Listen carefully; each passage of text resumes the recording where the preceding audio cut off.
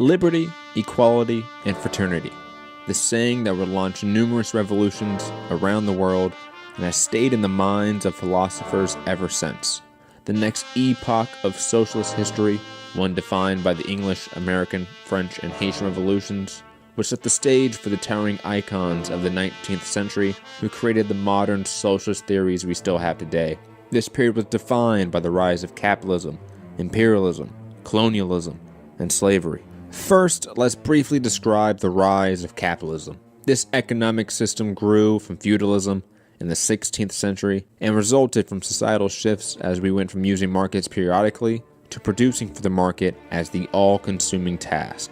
There was a move from peasant proprietor production to a tenant system. It created a market for land leases where the farmer or worker could keep all surplus after rent instead of giving it to the local landlord like in the feudal system. These tenant farmers would in turn hire landless peasants and others as wage laborers. As more English land came under this system, forcing the majority of landless peasants to accept wage labor, the state enacted enclosure acts to privatize communal land for farming and hunting, plus added the 1744 Vagrancy Act, which severely punished those, quote, who refused to work for the usual and common wages. Karl Marx would argue that this was the first time society became subordinate to markets through economic coercion and not political coercion. The first, quote, market society was born. Other countries would copy these policies and systems. Britain's population would explode during this time, and with technological innovations would lead to the Industrial Revolution to soon follow in the 19th century. The capitalists would create massive factories and forces of industry, chaining the new wage labor force to 12-hour work shifts, producing 10 million tons of coal in Britain alone. This massive labor force, many women and children as well, would become the oppressed and exploited proletariat class that would be the central focus of all modern socialist and Marxist theory.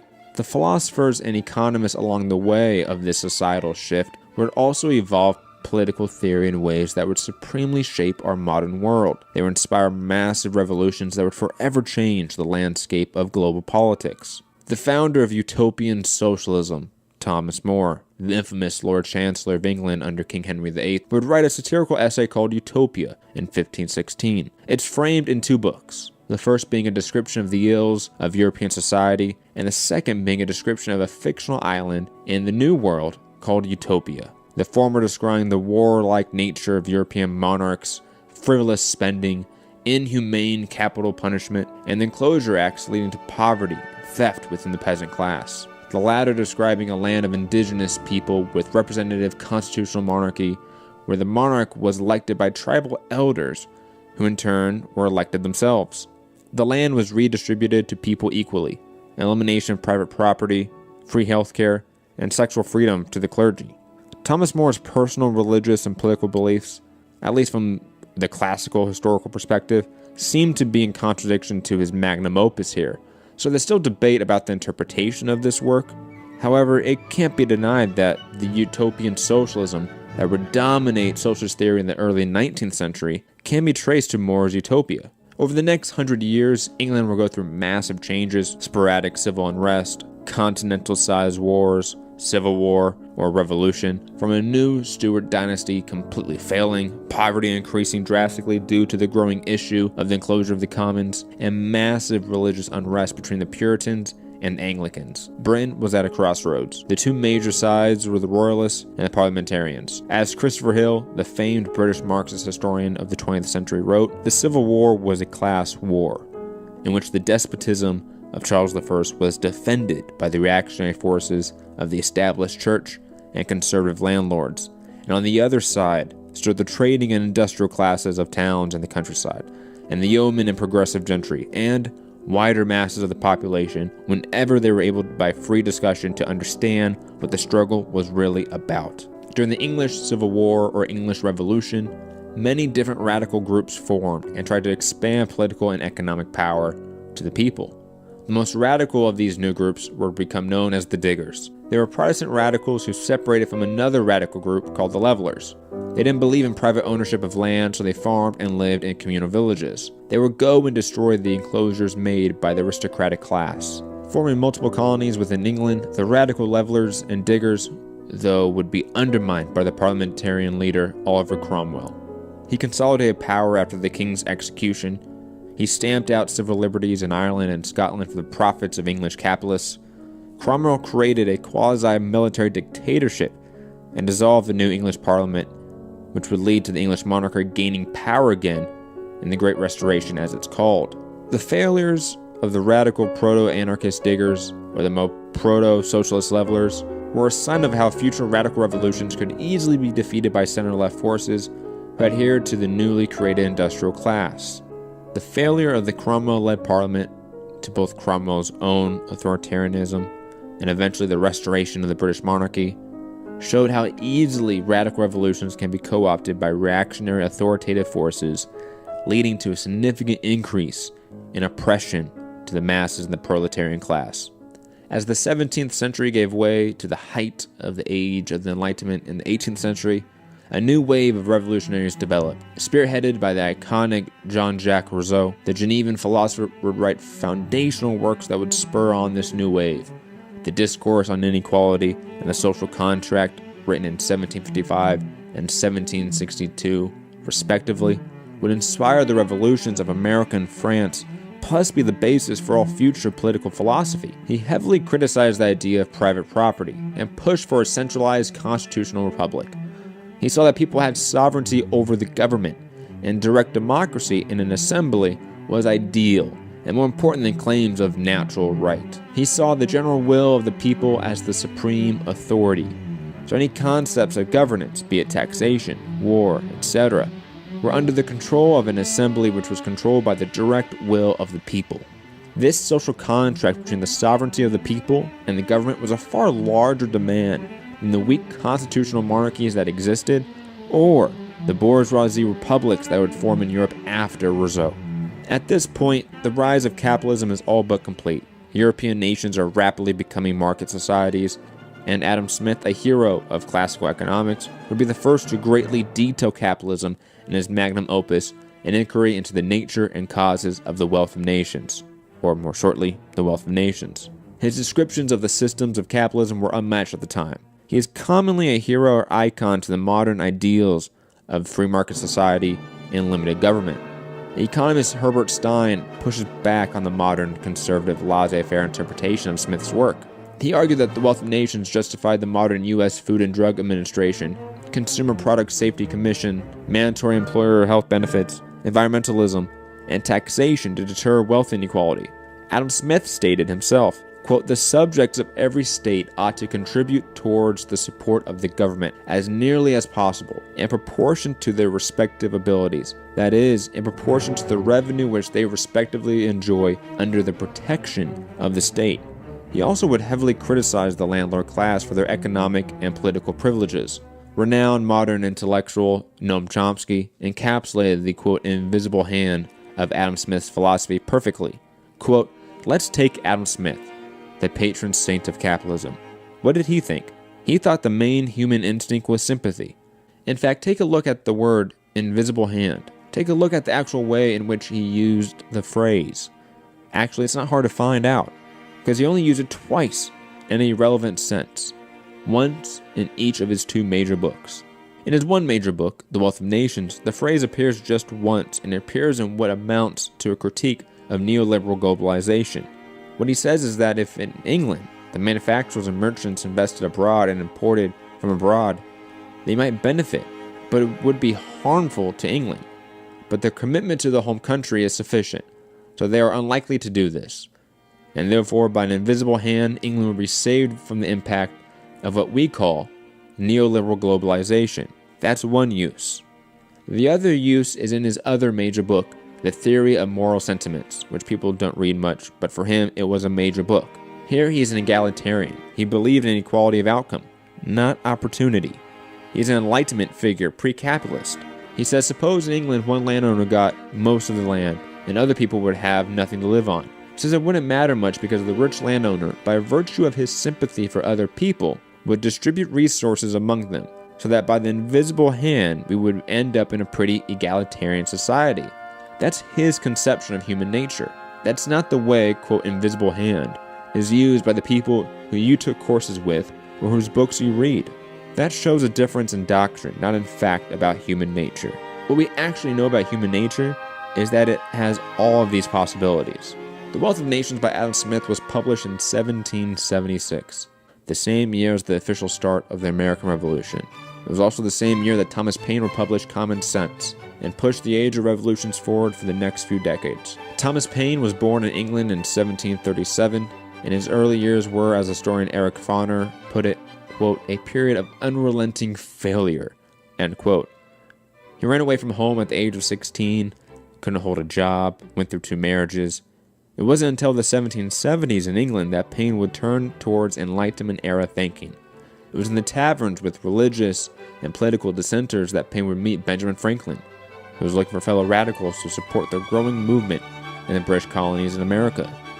Franklin would push for Paine to immigrate to Philadelphia in 1774. He would quickly find his place in this revolutionary atmosphere and start to write for the Pennsylvania magazine under several pseudonyms. He would attack Britain for, quote, ravaging the hapless shores of Africa, robbing it of its unoffending inhabitants to cultivate her stolen domains in the West. He would argue for the ending of the slave trade and the freedom of slaves. He would formulate social welfare programs that could provide young married couples with, quote, a reasonable sufficiency to begin the world with, end quote, and a program similar to our modern social security system to protect elderly people from destitution. As the American colonies were quickly militarizing for an armed revolution from Britain, fellow revolutionary Benjamin Rush would suggest to Paine to write a pamphlet for support of independence and a republican government. Common Sense would sell 150,000 copies that year in the colonies. And by the way, Paine never took a dime from that. All proceeds went towards the revolution. And it would be the spark that obviously ignited the American imagination about a just republic.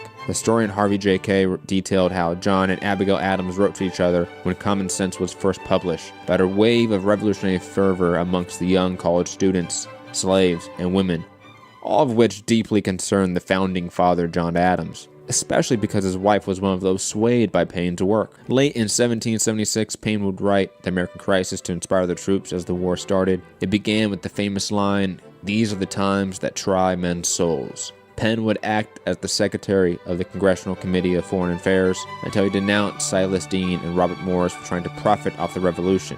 This would lead to his expulsion from the Congressional Committee in 1779. He would work as General Nathaniel Greene's aide-de-camp for the next few years. In 1780, he would publish his next work, The Public Good, where he called for the land west of the 13 colonies to be for the government and the people, when people like George Washington, Thomas Jefferson, James Madison, Richard Henry Lee, the ancestor to Robert E. Lee, and others wanted the land to be owned by the Virginia Company, a company they respectively had ownership in, of course.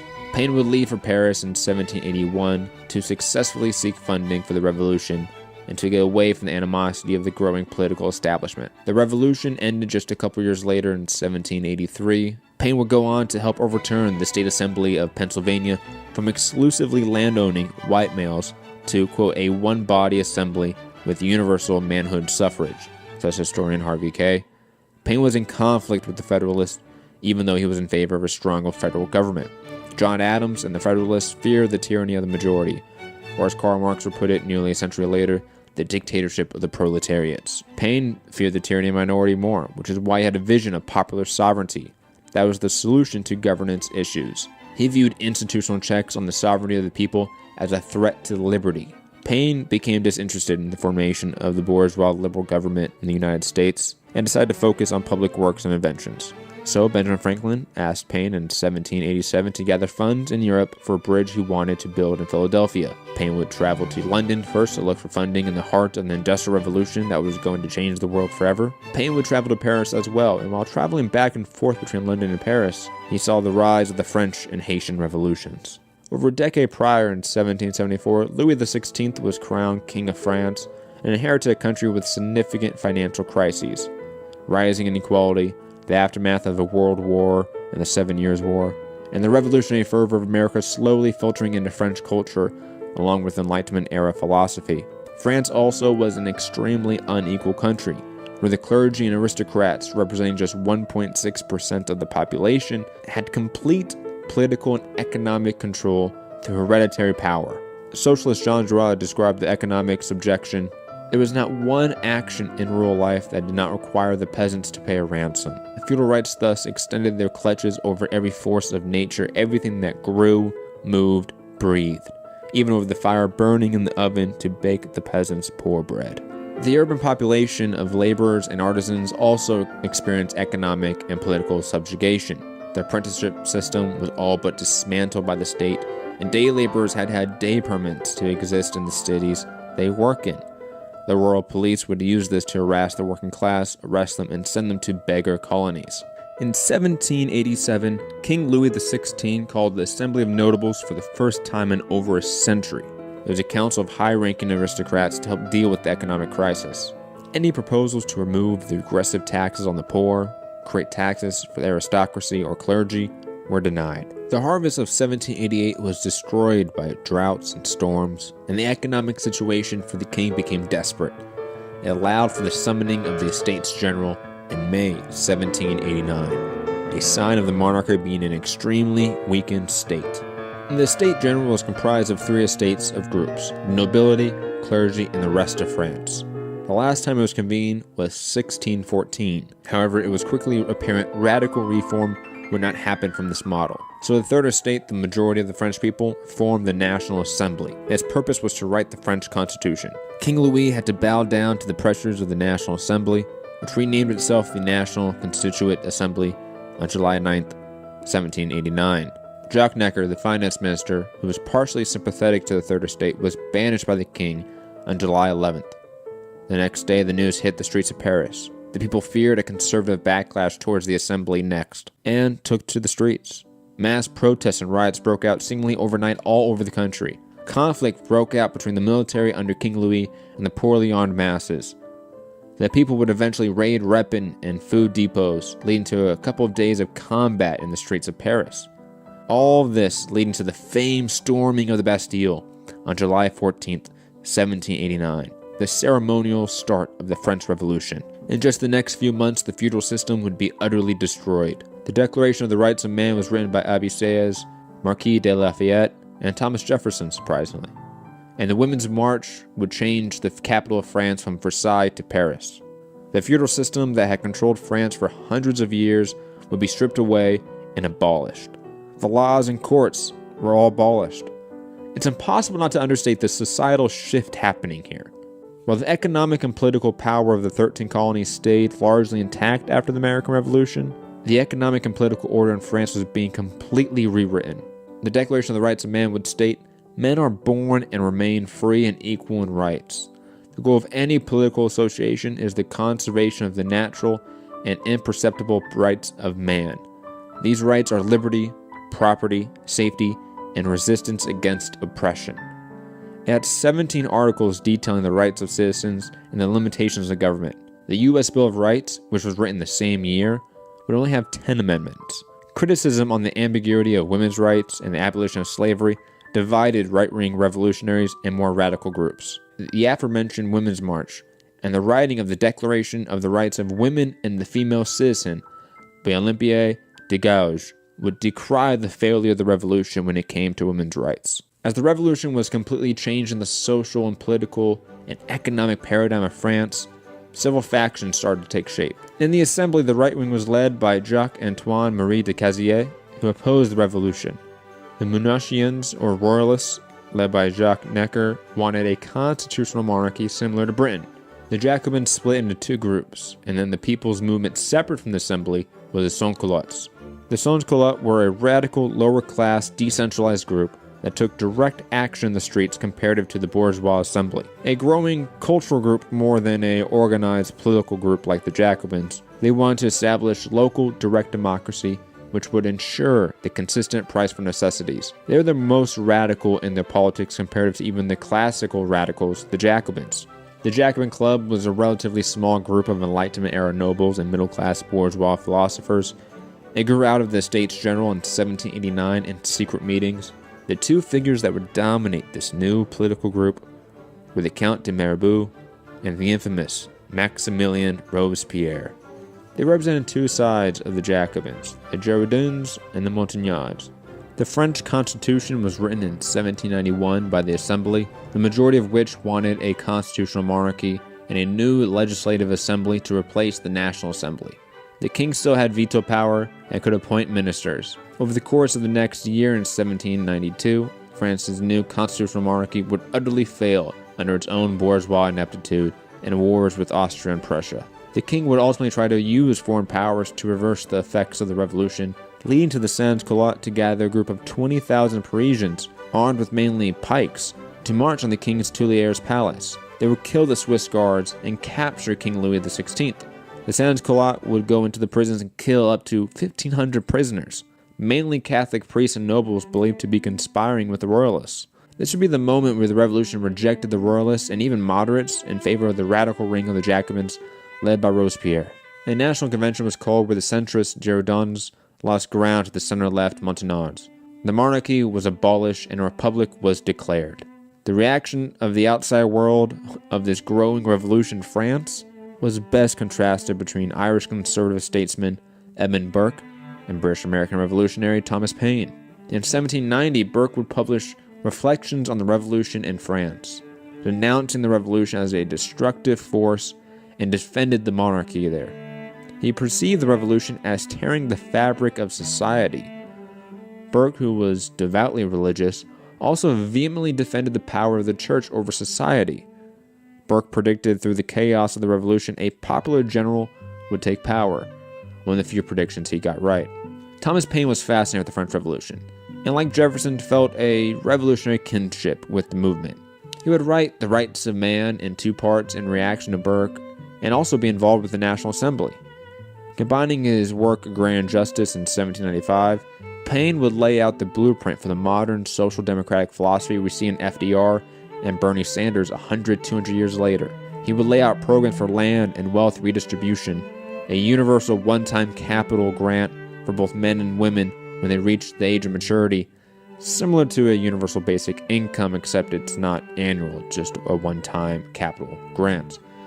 He also was the creator of the U.S. Social Security program well over a century before it was actually implemented. He also had the notion that all people must pay a 10% tax on all personal and private property, in a way to deal with the hoarding of wealth while giving an argument for ownership of the means of production half a century before Karl Marx. Thomas Paine stated, "Personal property is the effect of society, and it is as impossible for an individual to acquire personal property without the aid of society as it is for him to make land originally. Separate an individual from society and give him an island or a continent to possess, and he cannot acquire personal property.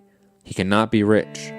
So inseparable are the means connected with the end in all cases, that where the former do not exist, the latter cannot be obtained.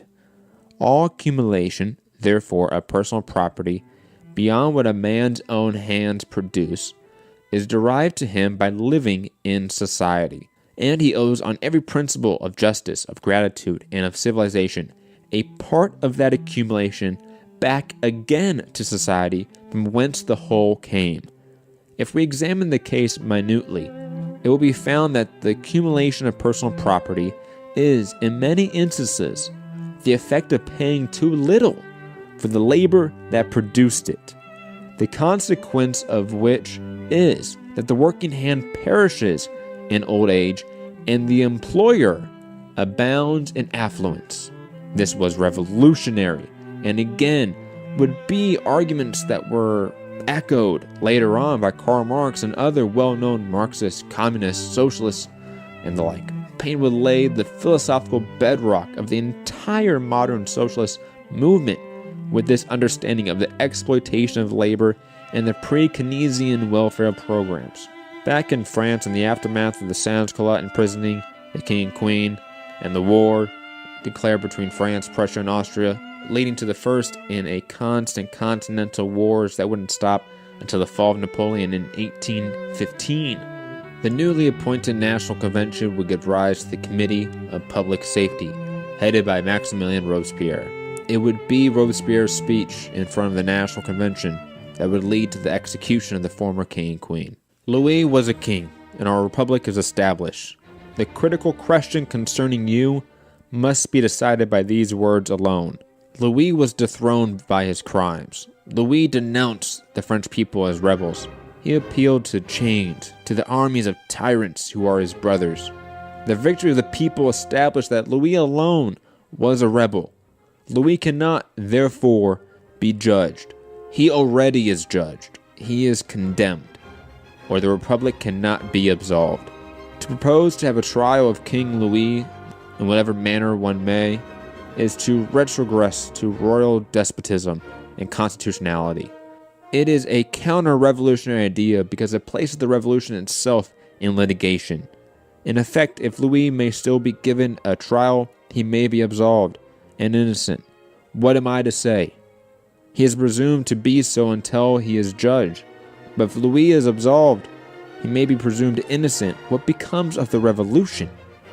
If Louis is innocent, all the defenders of liberty become slanderers. Yes, the death penalty is, in general, crime, unjustifiable by the indestructible principles of nature, except in cases protecting the safety of individuals or the society altogether. Ordinary misdemeanors have never threatened public safety because society may always protect itself by other means, making those culpable powerless to harm it. But for a king dethroned in the bosom of a revolution, which is as yet cemented only by laws, a king whose name attracts the scourge of war upon a troubled nation, neither prison nor exile can render his existence inconsequential to public happiness. This cruel exception to the ordinary laws avowed by justice can be imputed only to the nature of his crimes. With regret, I pronounce this fatal truth. Louis must die so that the nation may live. On January 17th, 1793, King Louis would be executed by guillotine for, quote, conspiracy against the public liberty and the general safety. Former Queen Marie Antoinette would be executed some months later in October for bankrupting the national treasury, conspiracy with foreign and domestic enemies, and high treason for intelligence activities with foreign empires. Within this time and the next year would be the Reign of Terror, where Robespierre would consolidate the power of the Committee of Public Safety and systematically eliminate all counter-revolutionary forces. Even the Girondin faction of the Jacobin Club were executed.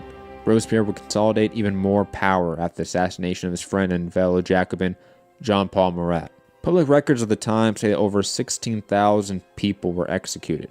Now, what to make of this violent period, which is still debated in academia? The internal and external dangers to the revolution were real.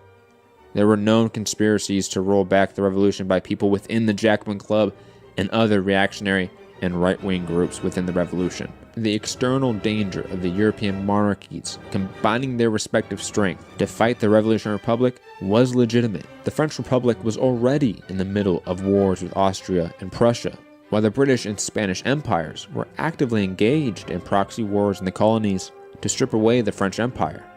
The threat of restoration of the monarchy was always present throughout the already 5 years of the Revolution.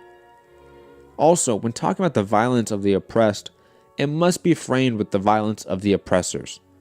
The absolute monarchy of France and the feudal system of serfdom did exponentially more damage and caused more death than Robespierre. The millions that were dying in the Napoleonic Wars that followed Robespierre obviously did more damage and killed more people than Robespierre. The revolutionary wrote in 1794, "If the spring of popular government in times of peace is virtue, the springs of popular government in revolution are at once virtue and terror. Virtue without which terror is fatal, terror without which virtue is powerless.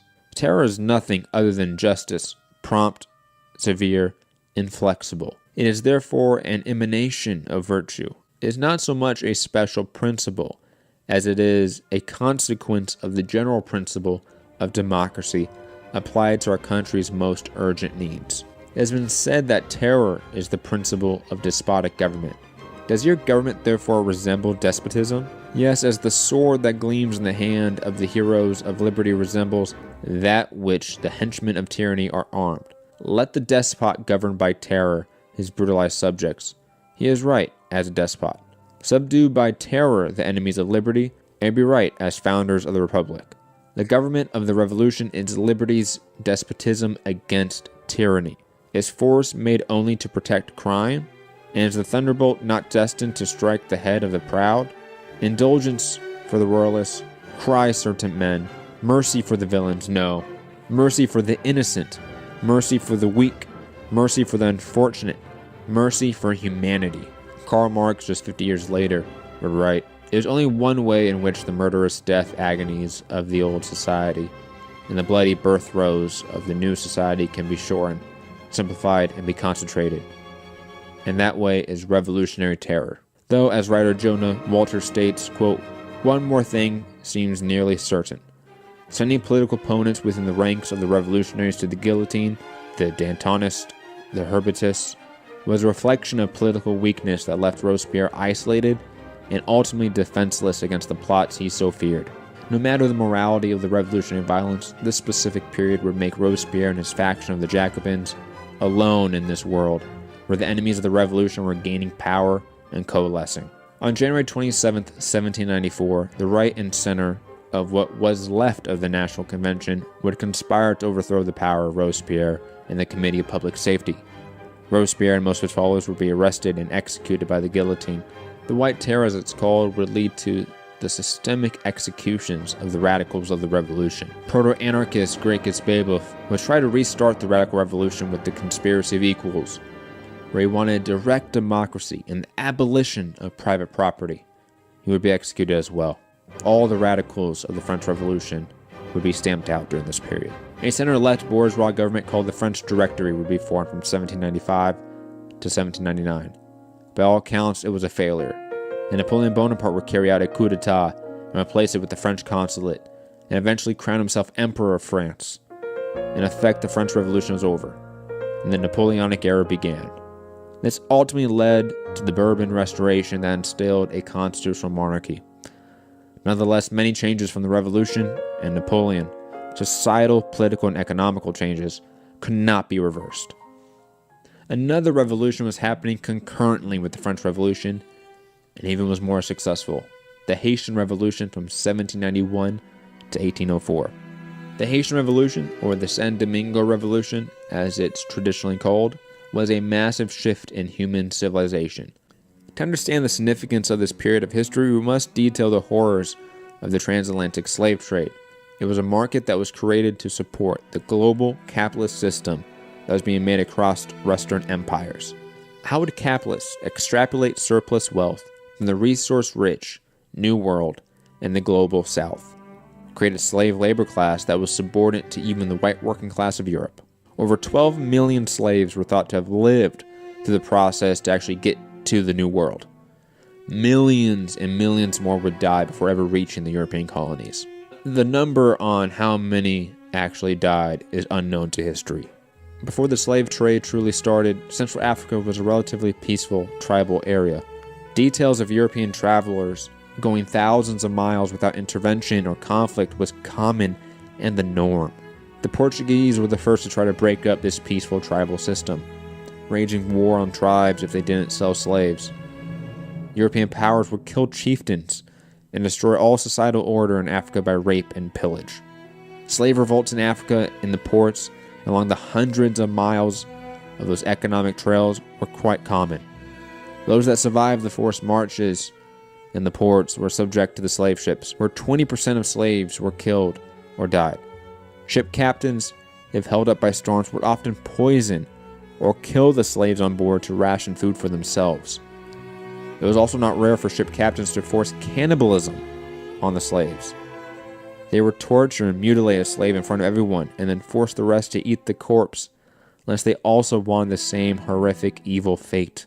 Then, when they reached the harbors of the New World, the women were subject to molestation and rape while the men were branded. A priest would then instruct them through an interpreter on the teachings of Christianity. The colony of San Domingo was the epitome of the horrors of this capitalist system. The island was colonized in the late 15th century, and the native population went from near 1 million people to 60,000 in 15 years, from Spanish and French genocide. With the native population so diminished, the church requested in 1517 for the importation of African slaves. The French and Spanish divided the island, Saint Domingue on the western French side and Santo Domingo on the eastern Spanish side. The colony of San Domingo was the greatest colony of the world, the pride of France and the envy of every other imperialist nation. The whole structure rested on the labor of the 500,000 slaves. C.L.R. James, in his historical account of the San Domingo Revolution, Black Jacobin, rights of the evil treatment of slaves in the colony. The slaves received the whip with more certainty and regularity than they received food. It was the incentive to work and the guardian of discipline. But there was no ingenuity that the fear and deprived imagination could devise, which was not employed to break the slave spirit and satisfy the lust and resentment of their owners and guardians. Irons on their hands and feet, blocks of wood that the slaves had to drag behind them where they went, a template mask designed to prevent the slaves eating sugarcane. Whippings was interrupted in order to pass a piece of hot wood on the buttocks of victim. Salt, pepper, citron, cinders, aloes, and hot ashes were poured on the bleeding wounds. Mutilations were common, limbs, ears, and sometimes private parts. The masters poured burning wax on their arms and hands, emptied boiling cane sugar over their heads, burned them alive, roasted them on fires, filled them with gunpowder to blow them up.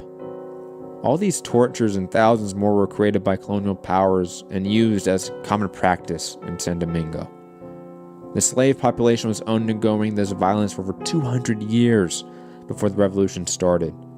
The slaves were killed off quickly due to this system, but the sentiment was, quote, slaves could always be bought and profits were always high. The class divide at times ran alongside the racial hierarchy and at others deviates. There were two classes of white people in San Domingo, the big whites and the small whites. The former was comprised of the maritime bourgeoisie, who were the capitalists behind the slave trade, merchants within the city, and the land-owning planters, or plantation owners. The latter, the small whites, were basically everyone else, from lawyers to criminals, but no small white was ever a servant in the colony. The racial divide was supreme over the implied class divide in the minds of the big and small whites, especially since there was a sizable biracial, relatively wealthy class called the mulattoes.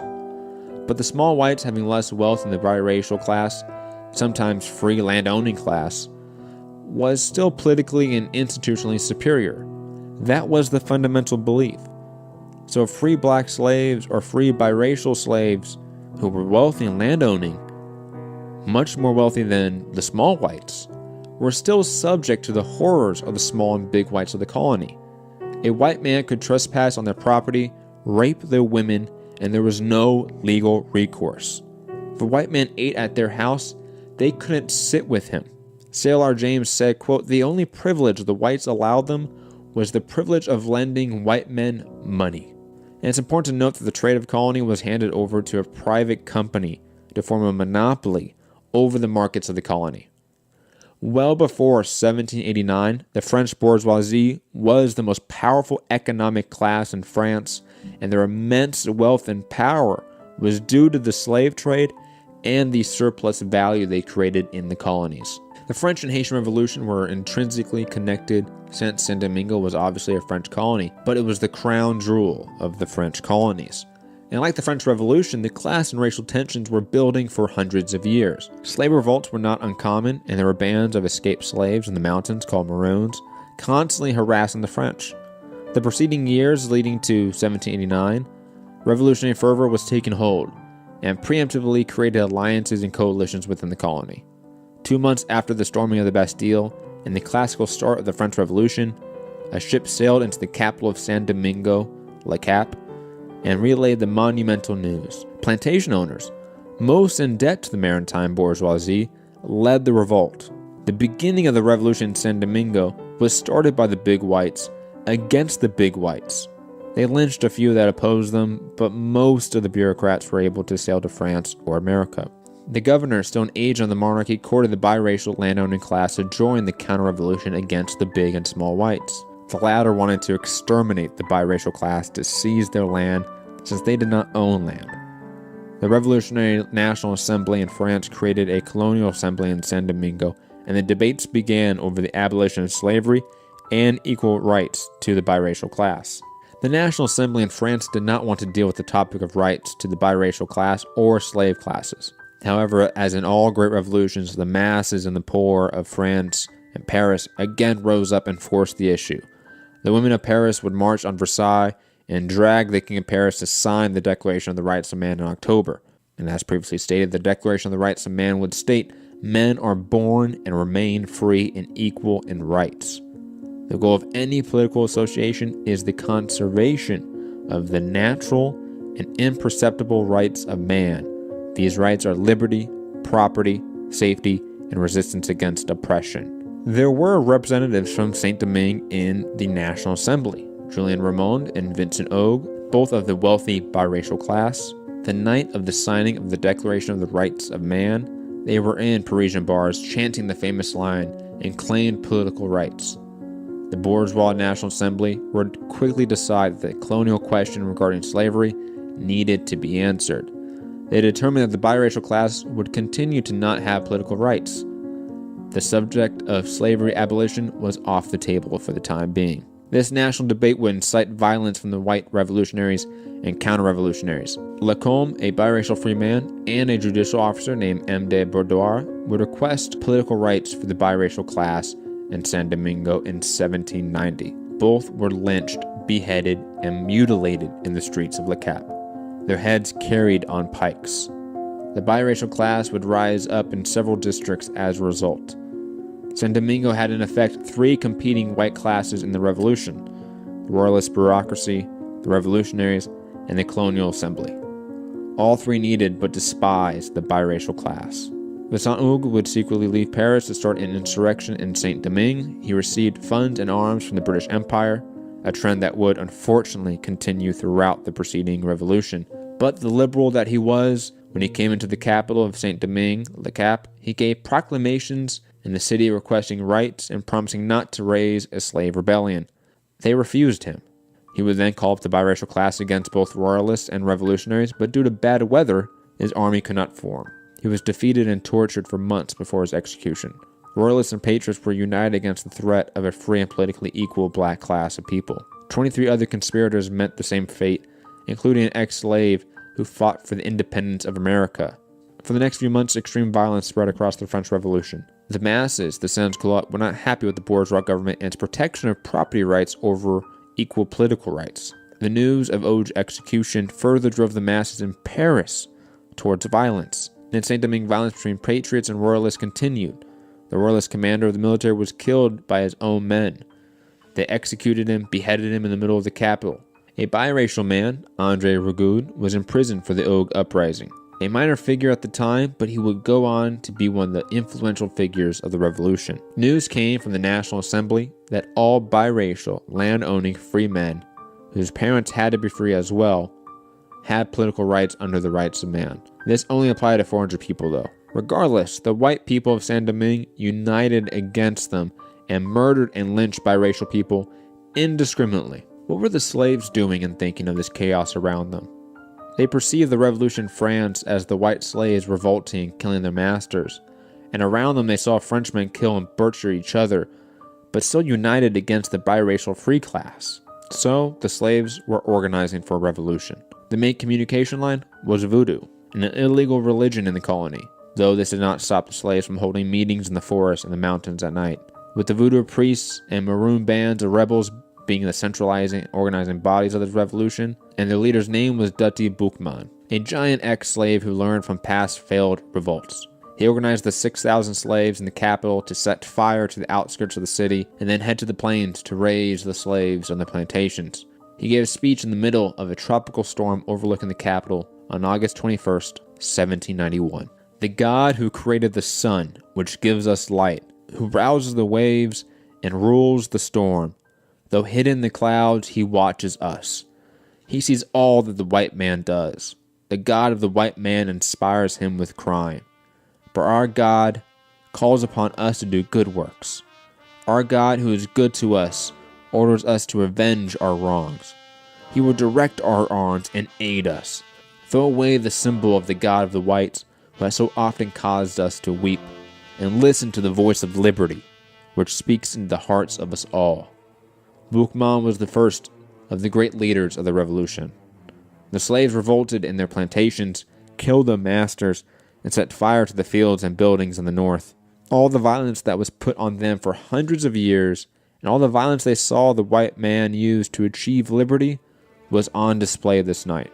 They would still spare priests and doctors even within the first day or two of this revolution, the most violent day or two of the revolution.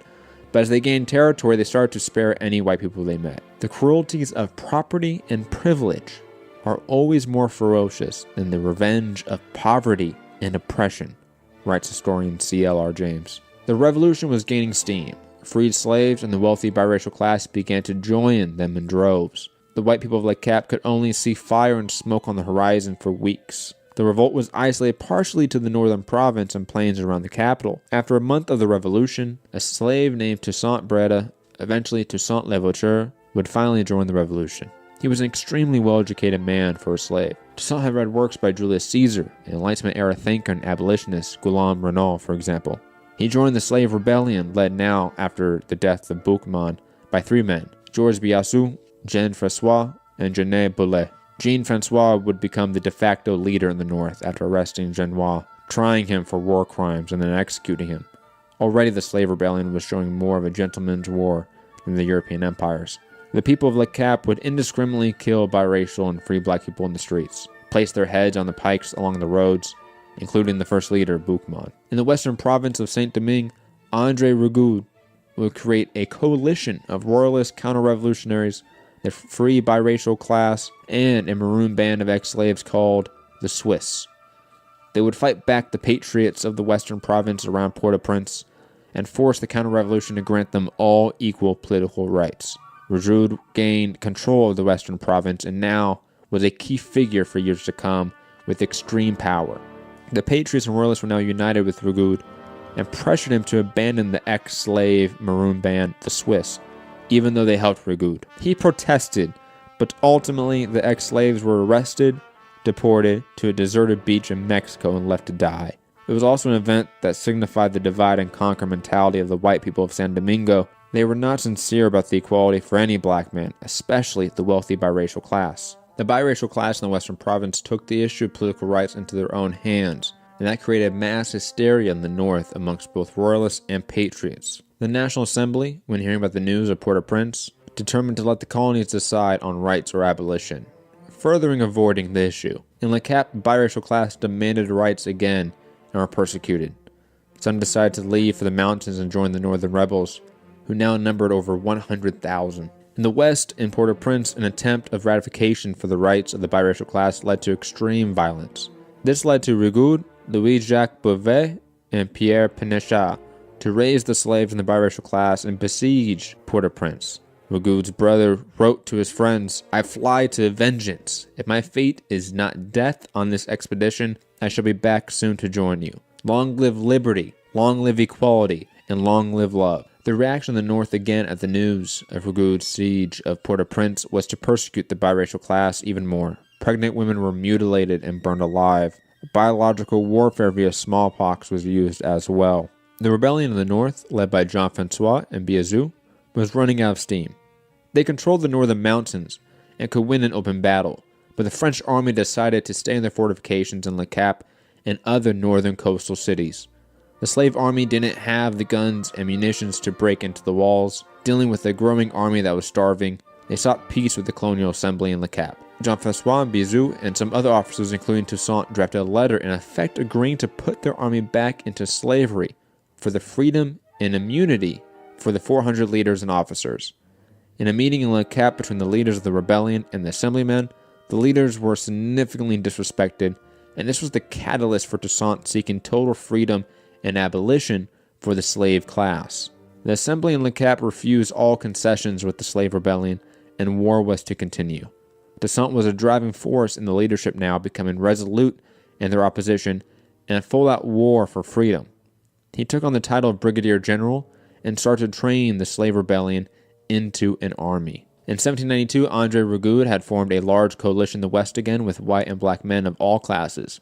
He was particularly good at forming these broad coalitions, as he was in reality truly a believer in social revolution. One of his captains, named Hyacinth, was a 21-year-old slave who claimed to be divinely inspired. He would go around to plantations and the slaves would flock to him for Rigaud's coalition. Armed mostly with knives and pitchforks, they would charge wave after wave into the cannons and muskets of the patriot French army. They believed when they died they would wake up in Africa. And as CLR James wrote of this coalition and revolutionary army, in April 1792, not yet 3 years after the fall of Bastille, the white patriots off Port-au-Prince were being besieged by a composite army of royalist commandants, white planters, the biracial class, and black slaves. None of them constrained, but all of them at the time being free and equal partners. No doubt most of the rich were only awaiting the restoration of the order to put slaves back in their places again. But the mere fact of the Revolutionary Association and the temporary equality meant that the old spell was broken, and things would never be the same again. As violence in the colonies raged, the National Assembly debated the issue of the rights for the biracial class. The issue of abolition of slavery was still not the primary focus. And the reason why was because the Revolutionary French Assembly was still deeply bourgeoisie. Property was one of their fundamental rights, spelled out in the Rights of Man. And guess who were property? The slaves. It was a natural contradiction of this revolutionary French order that was created. Even the radical Maximilien Robespierre only disagreed with the word slavery, as he preferred the term non-freed. In July 1792, Toussaint had gained a following of 500 loyal soldiers out of the thousands following other leaders. They were trained and drilled by him in the mountains, considered the best soldiers in the rebellion. But he was alone amongst the leaders of the time in regards to abolition. The biracial class, the white classes of San Domingo, and the National Assembly still viewed the slave rebellion, which controlled a third of the colony, as a riot that needed to be put down. But as the National Assembly was plunging into war with all of Europe, it seemed the masses revolted yet again and set the revolution of France towards a more radical focus. The storming of the Tuileries Palace, the capture of the royal family, and the dissolving of the National Assembly for the National Convention had a massive impact on Saint-Domingue. As normal in truly radical groups, the longer the struggle, the more revolutionary they become. CLR James wrote, "The Paris masses were striking at royalty, tyranny, reaction, and oppression of all types, and with these included slavery. They were for abolition, and their black brothers in San Domingo, for the first time, had passionate allies in France. The National Convention would be elected and would deliberate under the influence of these masses.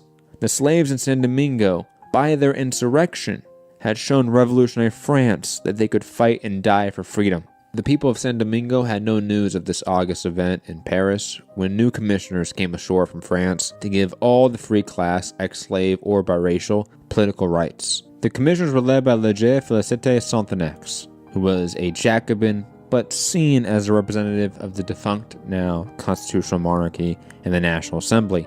The royalists and patriots of San Domingo united under Sonthonax because of the compromise of biracial rights with the continuation of slavery. The president of the Colonial Assembly in Saint Domingue stated to Sonthonax, "We have not brought 500,000 slaves from the coast of Africa to make them into French citizens." Sonthonax would reply, quote, "I recognize there can be only two classes of man in Saint Domingo, the free, without distinction of color, and the slaves." There were plans from the United Patriot Royalist Coalition to finally put down the slave rebellion in the mountains, but those plans were never acted on. The news of the Tuileries Palace and the new National Convention came in October and split the coalition in Saint Domingo, with Sonthonax leading the Patriots now in the north successfully. The Patriot Army commander, Etienne Louvois, who was defeating the armies of Toussaint and Jean-Francois, but was recalled due to the unrest.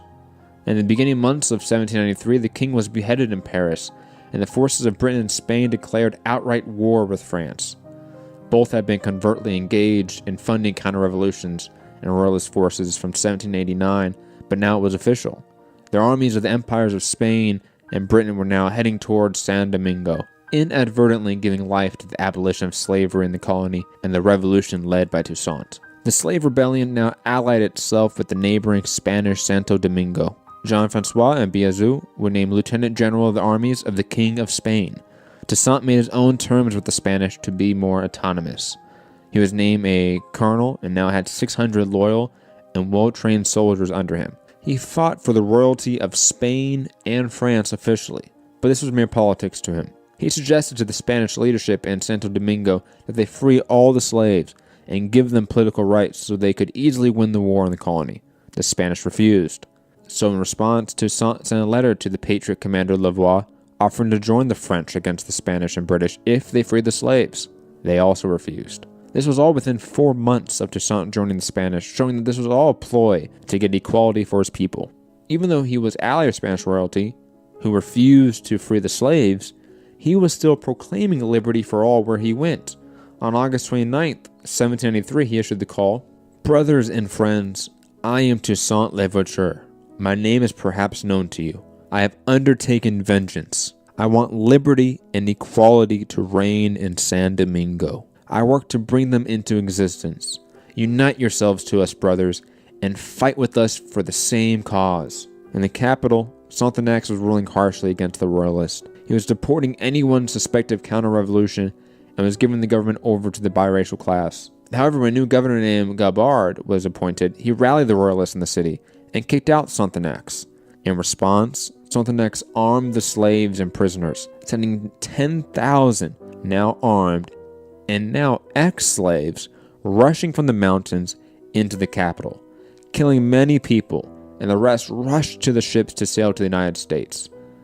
C.L.R. James wrote, "It was the end of white domination in San Domingo." The current legend that the abolition of slavery resulted in the destruction of the whites is a shameless lie. In 1792, the whites were all tumbling over each other to give rights to the biracial class. But it was too late. If it was a year before, all could have been averted. Why didn't they give rights to the biracial class? Race prejudice? Nonsense. Why did Charles I and his followers not behave reasonably to Cromwell? Why did Louis and Marie Antoinette not behave reasonably to moderate revolutionaries? Why indeed? The monarchy of France had to be torn up by the roots. Those in power never give way. Had the monarchists been white, the bourgeois brown, and the masses of France black, the French Revolution would have gone down in history as a race war. But they were white in France. The struggle of classes ends either in the reconstruction of society or in the common ruin of contending classes. Sonthonax was now dealing with his own ex-slave army from within, demanding liberty in the streets of Le Cap, while Jean-Francois was pressing towards the capital calling for the freedom of slaves. From this pressure, on August 29, 1793, Sonthonax abolished slavery in Saint Domingo. In the southern province, slave armies were having much success against the white and biracial coalition there. But in the western province, under Rigaud, the coalition reigned supreme. There they offered some of the bravest slaves freedom if they could get the rest back into slavery. Over 100,000 were led back to the plantations because of this. Property, white or biracial, had to come together under the flag of counter-revolution. This is an inevitable fate of class hierarchy. Sonthonax and Louvois tried desperately to get Toussaint and Jean-Francois on their side, but they refused at this point. And through 1794, Toussaint was gaining power, now having a direct force of 4,000 men of all classes and race. He had successfully taken towns and entire detachments of the enemy without firing a shot. His personal officer corps consisted of Jean-Jacques de Saligny, an ex-slave that received extremely harsh treatment but was a natural soldier, Henry Christophe, a former slave who fought in the American Revolution, and Hyacinthe Moise, Toussaint's adoptive nephew. As the Spanish and British were invading Saint-Domingue with the help of Jean-Francois and Biazoux, the restoration of slavery seemed to be something of an inevitability. The two former slaves, now Spanish generals, were calling for Toussaint's head as he was still declaring the freedom of slaves wherever he went. But with the official abolition of slavery still not confirmed by the National Convention, Toussaint was seemingly stuck between his own side and an ineffective French resistance. Like always, the masses in France, the real communists of the age, went after the dominant conservative Girondins and put in Robespierre and the radical Jacobin wing. The masses instituted a revolutionary tribunals that stripped away the last parts of feudalism. 3 delegates from San Domingo arrived in the middle of this political upheaval and spoke to the National Convention. Jean-Baptiste Bellet, a former slave, Jean-Baptiste Mills, a biracial freeman, and Louis-Pierre Dufay, a white landowner. The former two were specifically embraced as brothers of France by the convention, and the topic of abolition was decided.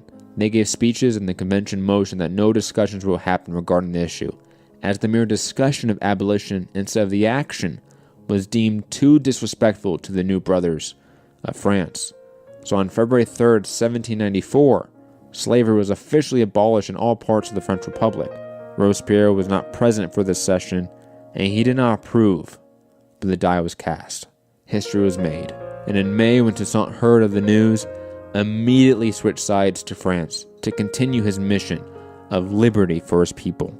At this point, Toussaint was in control of roughly 5,000, 6,000 highly trained soldiers, and in a single move, allied with Sonthonax and Louvois and Le Cap, who promoted him to brigadier general, and then he routed the armies of Spain, including Jean-Francois and Biazoux. He reconquered for France all the territory he won for Spain from the northern province down into the west. André Rigaud was now fighting the British invasion from Jamaica in the southern province. Midway through 1794, the complete power structure of Saint-Domingue changed and lay in the hands of Toussaint Louverture and André Rigaud. It's important to contextualize how important this transition of power in Saint-Domingue was. As C.L.R. James wrote, if the British could hold Saint-Domingue, the finest colony in the world, they would once more be in power in American waters. Instead of being abolitionists, they would be the most powerful practitioners and advocates of the slave trade, on a scale excelling anything they had ever done before. But there was another urgent issue. If the British completed the conquest of Saint-Domingue, the colonial empire of revolutionary France was gone. Its vast resources would be directed into British pockets, and Britain would be able to return to Europe and throw army and navy against the revolution. The fight for Saint-Domingue was a fight for supreme global control, and fundamentally was the epicenter of all revolutionary war at the time. Over the next few years, Sonthonax would get recalled due to unfounded suspicion of working with the counter-revolution. Louvois would become governor of Saint-Domingue in his absence and build a strong alliance and friendship with Toussaint, who also would become the central figure of the war. They defeated the Spanish and Jean-Francois forces after the Spanish coalition committed war atrocities and mass murder against white and black people of Saint-Domingue, killing thousands of innocent people, men, women, and children. Louvois and Toussaint would become close friends during this time, considered the only friend of Toussaint throughout the war, and Toussaint's charisma and reputation were unmatched. When André Rigaud was dealing with a maroon band of 5,000 ex-slaves, he wrote to Toussaint asking for help. A single letter from Toussaint made the 5,000 ex-slaves join his side. The alliance of Toussaint and Louvois in the north was in loose coalition with André Rigaud in the west and the south, due to their common enemy in the British. But foreshadowing future events, Toussaint would have continuous issues and run-ins with the wealthy biracial class. Many of them, from the old regime of the French monarchy, still viewed ex-slaves as a class beneath them which they can govern. Classes viewing themselves as superior was still an issue in the bourgeois French Republic. In France, Robespierre would attack the communist left, persecute the working men, and sans-culottes far more than the aristocracy in this phase of the terror, and like many moderate revolutionaries, destroy his own radical base which he relied on for early wins. The masses did not rise up to defend Robespierre from the reactionary forces, and thus doomed themselves to an even worse fate. The bourgeois aristocracy gained control of the new directory, where at least Sonthonax was able to continue to push pro-black policies and discussions. In Saint-Domingue, Toussaint was consolidating power, but continuously made concessions to the white planter class. He was seeking harmony and prosperity in Saint-Domingue, and he saw himself as a faithful servant of France, always. Even when he was fighting with the Spanish, he viewed himself as fighting for the Catholic Christian French monarchy. In this way, Toussaint too would be a moderate like Robespierre. Independence in Toussaint's mind was always through political equality and liberty within the French government. Toussaint, though, was an autocrat by nature. He wanted to do things his way. He pressured his best friend Louvois to go back to France as a representative of the colony in 1796. Sonthonax would return to replace him as governor of Saint-Domingue. Sonthonax's main goal in this year of being governor was the attempted pacification of the biracial controlled territory in the western southern province, centered around Port-au-Prince and under André Rigaud's authority. Toussaint was named commander-in-chief of the colonial French forces in Saint-Domingue. Sonthonax, though, would go against Toussaint's vice, not use the mutual respect André Rigaud and Toussaint had to his advantage, but sent commissioners that were explicit rivals of André Rigaud. One of those commissioners would rape André Rigaud's fiancée. Rigaud would attack him before his servants pulled him away, and they threatened to arrest his co-leader, Pierre Pénichon. This led to André Rigaud and his forces attacking the forces beyond the commissioners in Les Chaos. This split between the biracial class and the French government led to Toussaint to conspire against Sonthonax and take further control of the colony. He wrote to the commission that Sonthonax was planning a massacre of all the white people of San Domingo and to make San Domingo independent. The commission was apprehensive about this information, but a meeting between Sonthonax and Toussaint led to Sonthonax voluntarily recalling himself to France. Sonthonax was extremely popular with both white and black people of San Domingo at this point, but Toussaint's words held too much power. The Directory, now purged of all radicals, turned towards the restoration of slavery, and Toussaint now had a direct alliance with André Rigaud to buffer this growing threat from France. The Directory believed Toussaint had designs for independence after the forced deportation of Sonthonax. In November, Toussaint would write to the Directory, "I swear it by all that liberty holds most sacred, my attachment to France, my knowledge of my people, make it my duty not to leave you ignorant either of the crimes which they mediate or the oath that we renew, to bury ourselves on the ruins of a country revived by liberty rather than suffer the return of slavery. It is for you, citizens directors, to turn from over our heads the storm which the eternal enemies of our liberty are preparing in the shades of silence. It is for you to enlighten the legislature. It is for you to prevent the enemies of the present system from spreading themselves on our unfortunate shores to sully it with new crimes. Do not allow our brothers, our friends, to be sacrificed to men who wish to reign over the ruins of the human species. But no, your wisdom will enable you to avoid the dangerous snares which our common enemies hold out for you. I send you with this letter a declaration which will acquaint you with the unity that exists between the proprietors of San Domingo who are in France, those in the United States, and those who serve under the English banner. You will see there a resolution, unequivocal, and quite carefully constructed for the restoration of slavery. You will see their determination to succeed has led them to envelop themselves in the mantle of liberty in order to strike it more deadly blows. Do you think that men who have been able to enjoy the blessings of liberty will calmly see it snatched away? They supported their chains only so long as they did not know any condition of life more happy than that of slavery. But today, when they have left it, if they had 1,000 lives, they would sacrifice them all and be forced into slavery again. But no, the same hand which has broken our chains will not enslave us anew. France will not revoke her principles. She will not withdraw from us the greatest of her benefits. She will protect us against all our enemies. She will not permit her sublime morality to be perverted. Those principles which do her most honor to be destroyed, her most beautiful achievement to be degraded. But if, to reestablish slavery in San Domingo, this was done, then I declare to you, it would be to attempt the impossible.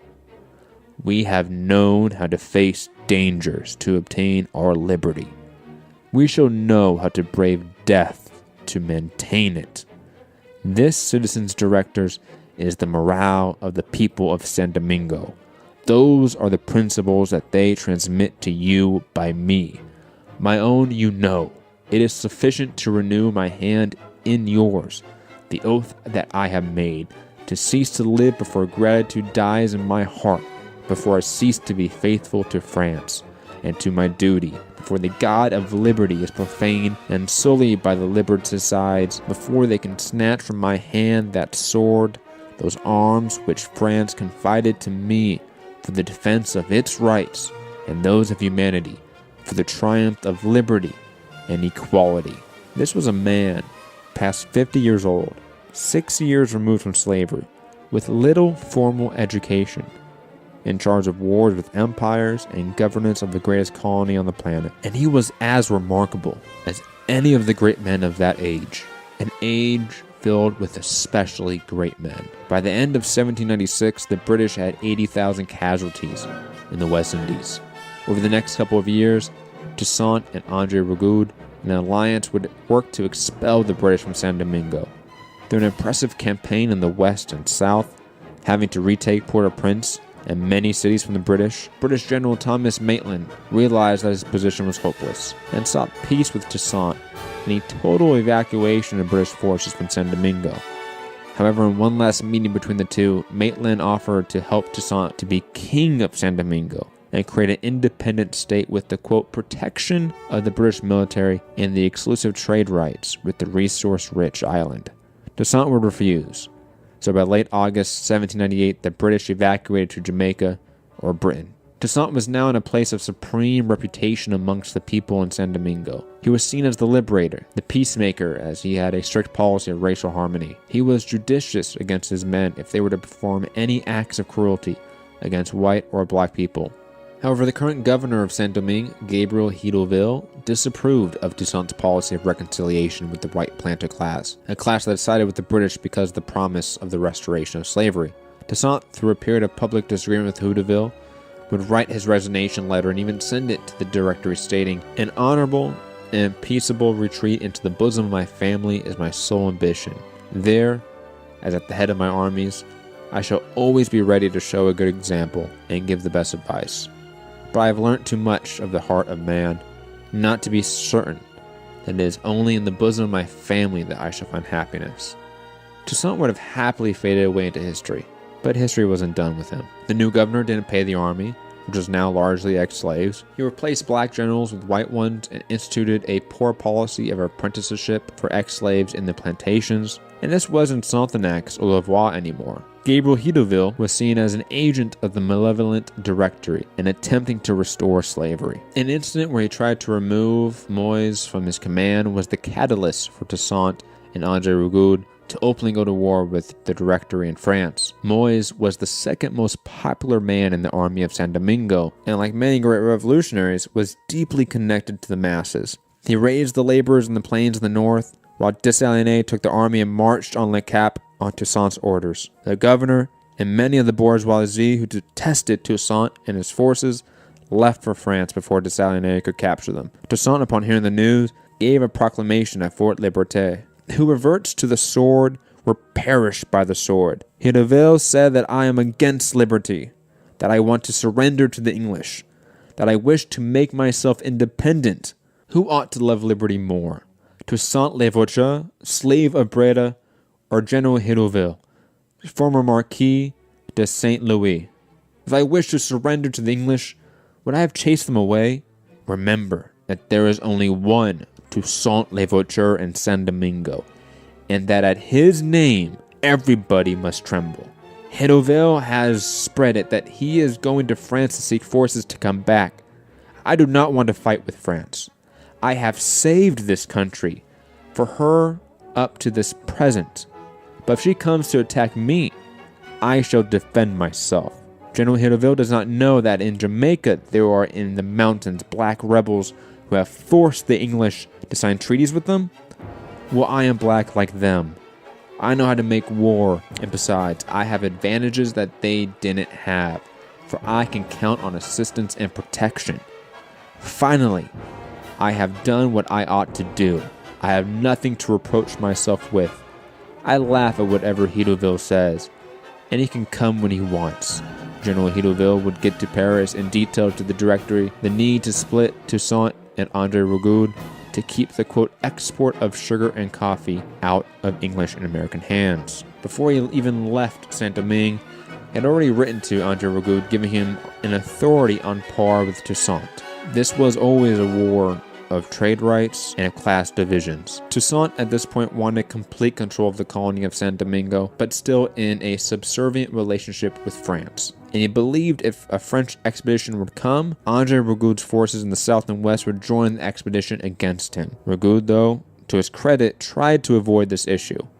He wrote his resignation letter to Toussaint, and the replacement of Hidalgo named Philippe Rome was in Santo Domingo at the time. Rome refused the resignation of André Rigaud and forced the confrontation, hoping André Rigaud would win. Toussaint first had to deal with the economy of San Domingo, which was nearly collapsed due to 10 years of war. Toussaint would make a trade deal with the British and Spanish. The former was still at war with France. The loophole was British ships had to raise the Spanish or American flag when they sailed into the harbor.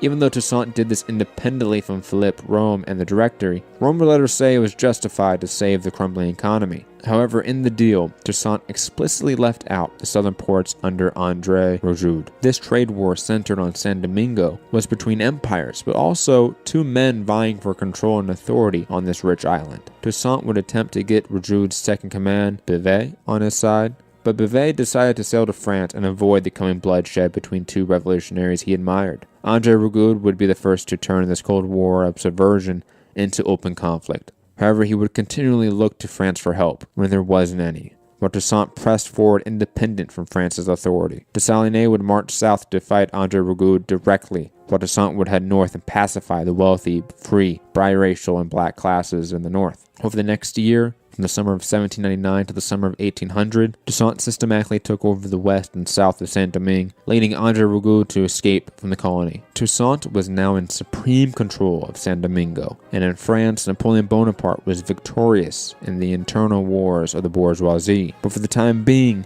was too preoccupied in Europe, so made Toussaint commander-in-chief and governor of San Domingo. In the next month, Toussaint would invade the Spanish side of Santo Domingo, to free the slaves and gain control of the entire island of San Domingo, a colony the size of Ireland. He and Moïse marched into Le Cap to force Commissioner Rome to sign the decree allowing them to do so. This set Toussaint on the warpath of Napoleon. As previously mentioned, Toussaint wanted autonomy from the government of France, but still be under its protection. He deeply saw himself as a servant of France, but he was a servant of his people first, and did not trust the representatives sent by France. However, the fatal flaw of Toussaint was his non-communication of this plan, or any plan. He never explained his desires or plans for San Domingo with Christophe, Dessalines, or even his nephew who he loved dearly, Moïse. His silence on such matters confused the people, but it wouldn't confuse Napoleon. This was an issue Dessalines didn't have. After the war with André Rojoud, he told his soldiers directly, "The war you just won is a little war, but you have two more bigger ones.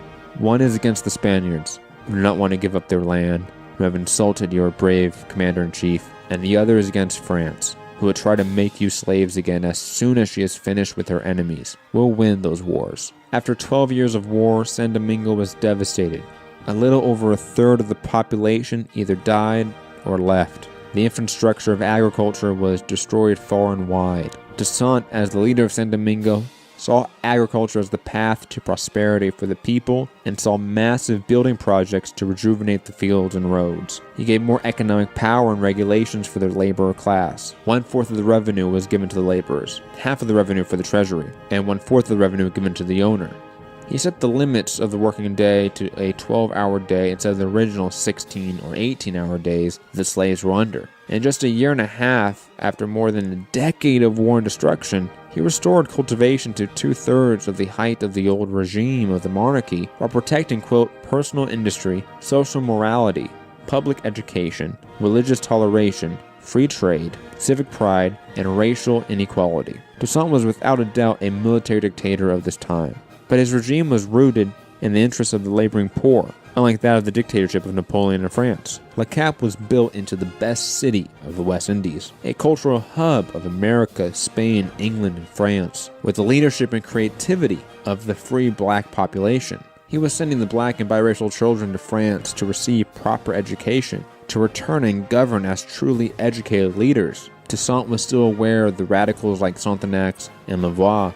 Friends of the black people were gone from Paris and France, stamped out by the bourgeois counter-revolution. He was just trying to create time. Toussaint was aware as well of the disdain the planter class had towards the laborers still. He had strict laws against using the whip, and even would punish Dessalines for using it against his own laborers. He redrew the districts of San Domingo and made a commission for the creation of a constitution. It abolished slavery forever in San Domingo, made the church subordinate to the state, created a unicameral body called the Central Assembly, which would accept or reject laws. It appointed Toussaint governor for life with the ability to choose a successor, and most importantly, while still swearing allegiance to France, created no positions that could be filled by France. Toussaint would appoint the Central Assembly, and the municipal positions were left to those in San Domingo, most of them already filled by his followers. Toussaint in effect declared San Domingo independent, with France as, quote, elder brother, guide, and mentor. Also in the Constitution, he did legalize slave trade. for an ingenious reason. All slaves that came to San Domingo would immediately be freed and given resources to live,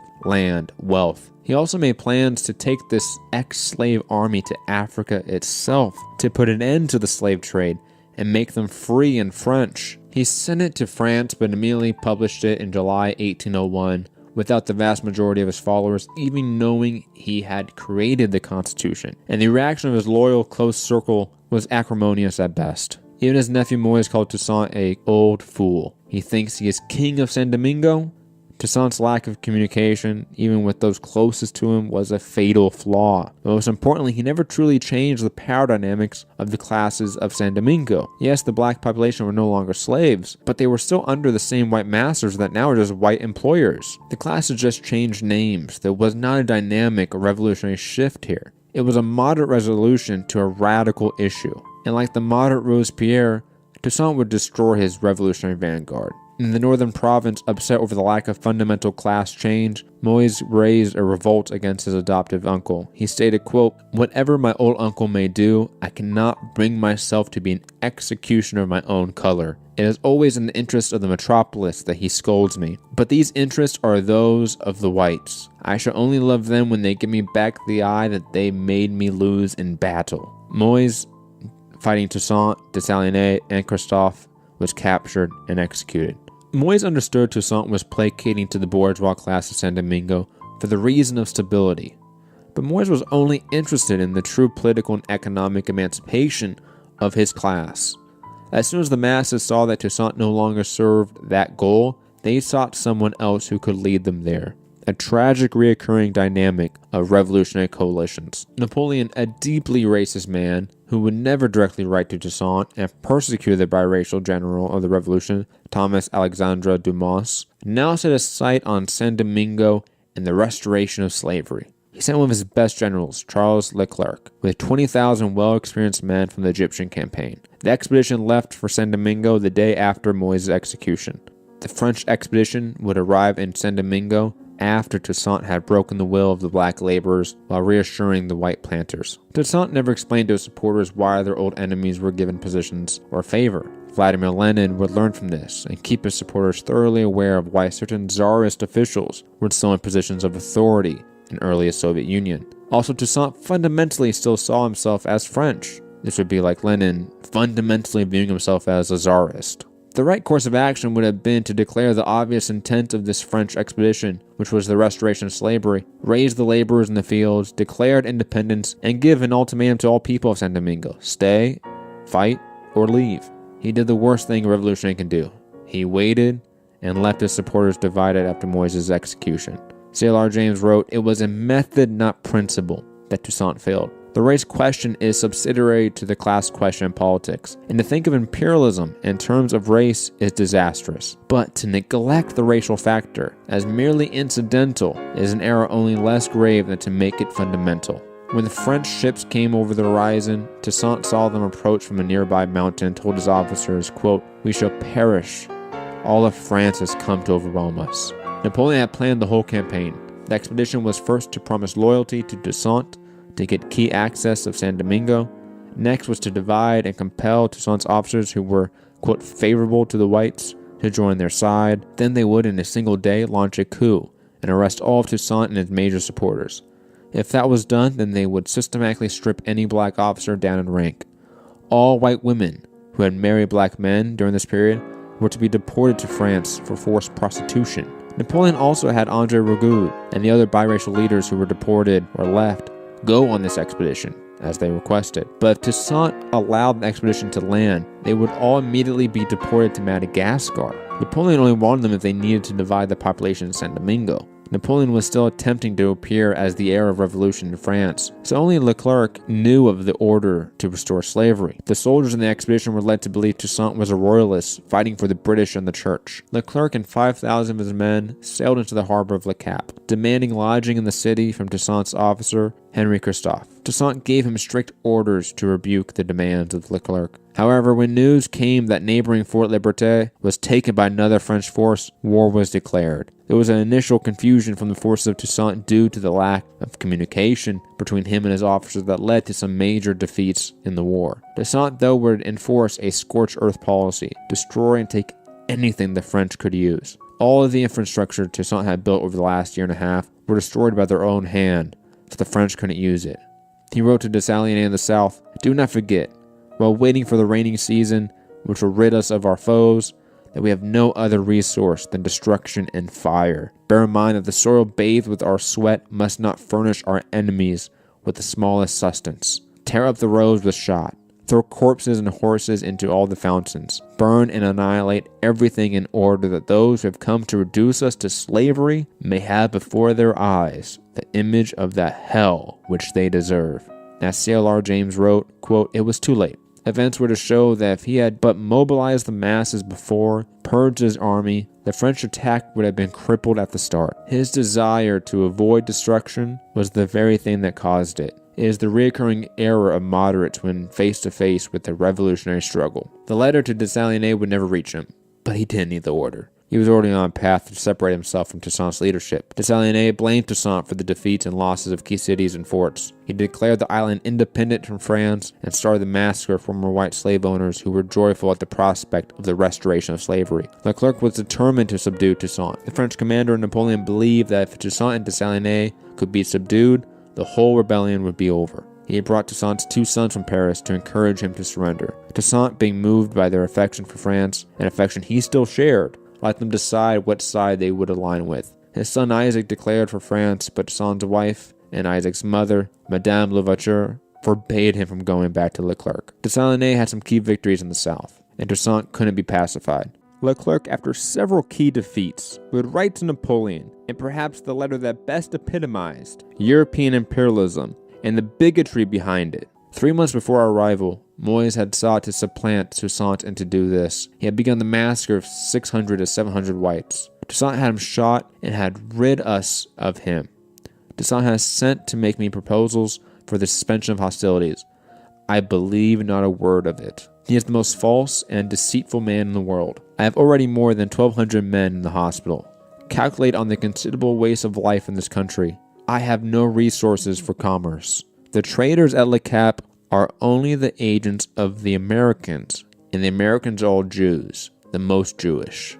The insanity and evilness and anti-Semitism of imperialism are laid bare in that letter from Leclerc to Napoleon. Toussaint was fighting an uphill battle for control of Saint Domingo. Half of his 18,000 soldiers were fighting with the French. He had to stick to guerrilla warfare in the mountains like the first years of the Revolution. Over the year, though, the grueling warfare in the mountains and yellow fever devastated the French army. However, in one of those moments in history that will always be subjected to debate, April 25th, 1802, Henry Christophe would defect to the French, having grown wary of the harsh war and secretive nature of Toussaint.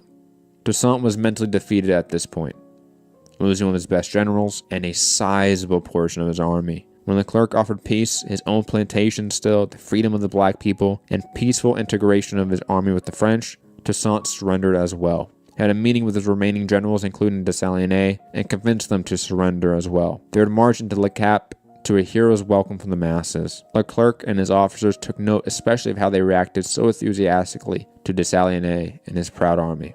This is when Dessalines would plan to take control of Saint Domingo. The man who formerly worshipped Toussaint now told Leclerc that Toussaint needed to be removed for the stability and safety of the colony. The French general knew the revolution had passed Toussaint by, but he believed he had Dessalines pacified and in control. So he agreed and arrested Toussaint and his family in May 1802. Toussaint and his family were deported to France, and Toussaint Louverture was imprisoned in Fort de Joux in the mountains. He would never face a trial, as Napoleon Bonaparte was still quite fearful of the impact a public trial could have not only in Saint Domingo, but in France.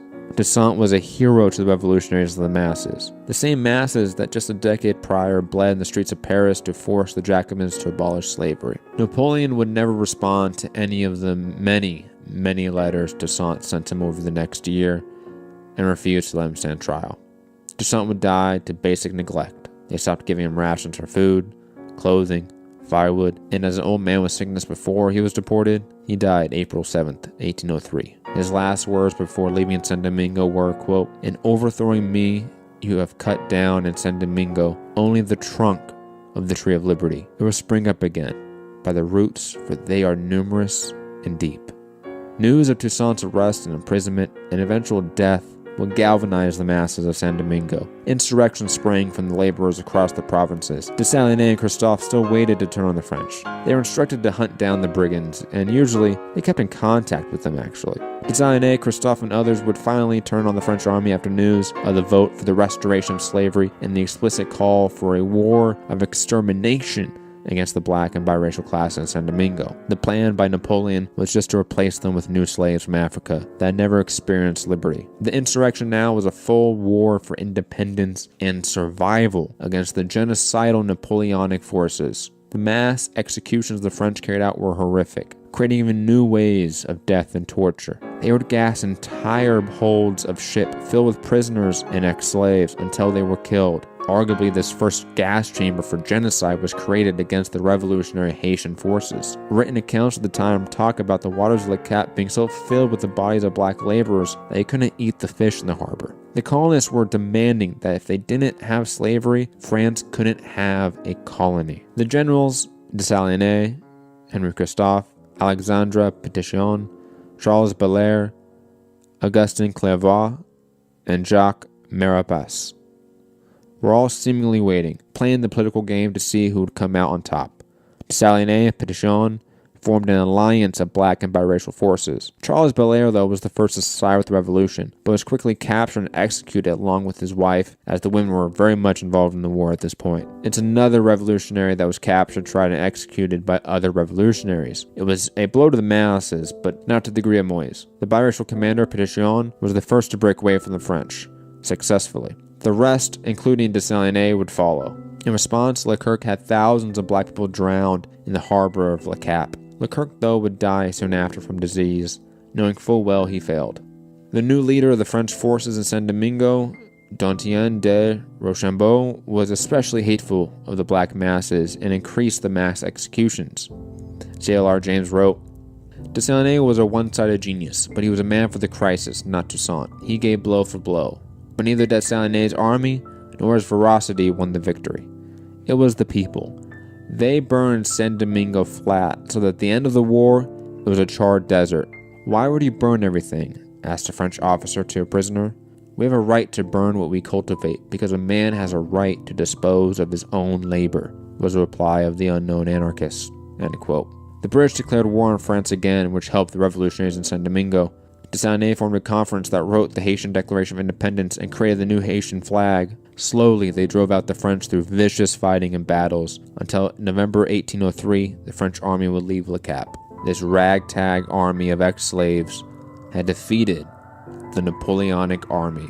What happened next in classical history textbooks is that Dessalines formed a dictatorship, killed all the white people in Haiti, and enslaved the people again. In reality, Dessalines was a pawn of neocolonialism. His coronation ceremony as Emperor of Haiti in 1804 was paid for by English and American capitalists. Dessalines may have been hateful enough of white people to want to kill all French people on the island. We have plenty of examples of his violence. But generals like Christophe, Pétion, and Clairvaux did not show that same violent tendency. We do know in December at the Haitian congressional meeting, which was drafting the Constitution, 3 British agents were present. The British agents, especially Hugh Cathcart, promised British protection for the exclusive trade rights with Haiti, but, quote, only when the last of the whites had fallen under the axe, end quote, meaning only the French white people. The massacre ordered by Dessalines that saw all French white people, not British or American, killed in Haiti was ordered directly by the British to monopolize the resources of this new country. It was the beginnings of the neocolonialism that we see to this day. The future of Haiti was directly undermined by the civilized countries and states. Those who preached Enlightenment sowed acts of genocide purely for monetary gain. The prosperity of the people of San Domingo was taken from them. It is impossible to talk about the massacre of the French without contextualizing it with the, quote, war of extermination the French had on the black people of San Domingo, and the forced isolation by the very countries who pushed them towards equal violence. It was sometime later in the League of Nations when Haiti was denounced and condemned by England for these violent acts, even though those violent acts were ordered directly by English capitalists. Dessalines would be emperor for 2 years until his assassination in 1806. He would outlaw the whip and forms of labor torture, but a system of serfdom for the laborers was compared to slavery.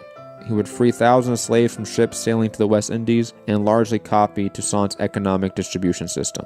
An extremely harsh authoritarian, but the economy of Haiti did improve in those 2 years. Alexandre Pétion and Henry Christophe conspired against Dessalines and assassinated him, leading to a civil war between the two and a temporary split of Haiti into two countries. The long 18th century was over.